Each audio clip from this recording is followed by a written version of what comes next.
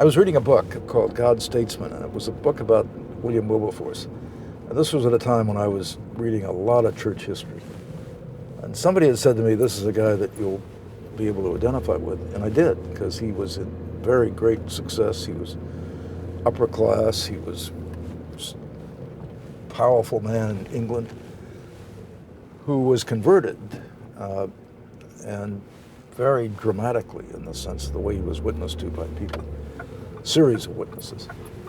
And his conversion cost him the chance to be prime minister, because as you wouldn't have someone who was in those days looked at as a religious zealot or an enthusiast, they were called in the Wesley era, rising to high political office.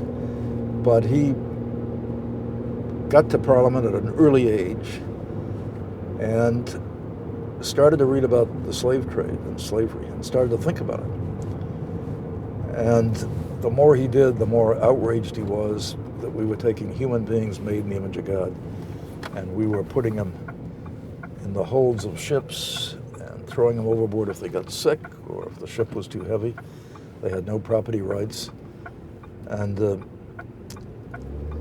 he started to conduct in 1787. He was moved to start by a letter he received from John Wesley, which said, "You'll be worn down by men and devils, but go on in the name of God until that execrable villainy is erased from the face of the earth." He was really moved by that letter.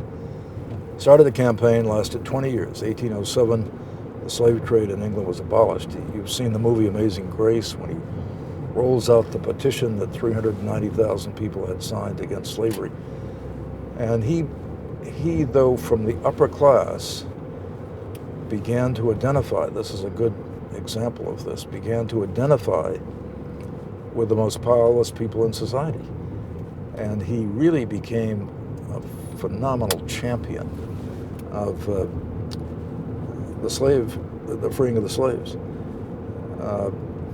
Parliament at the time, he had to go against the entire culture because the slave trade was one of the biggest sources of revenue, 500 pounds sterling out of Liverpool alone, one of the biggest sources of revenue in the British Empire.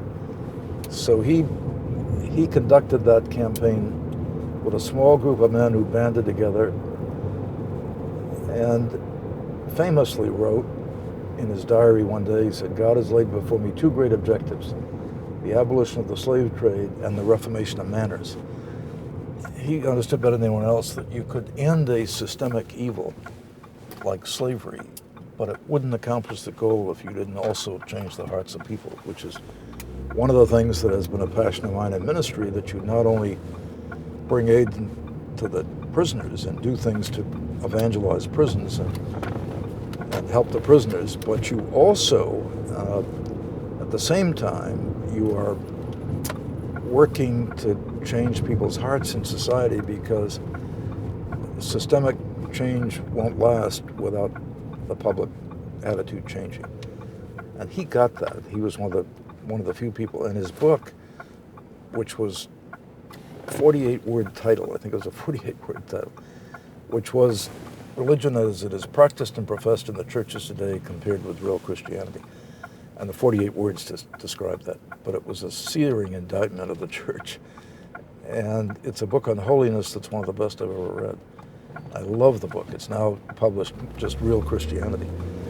So he became a real role model for me. I could see what he did with his life. I would like in some small way to emulate with my life. I mean, everybody has their heroes. He's been a real hero of mine.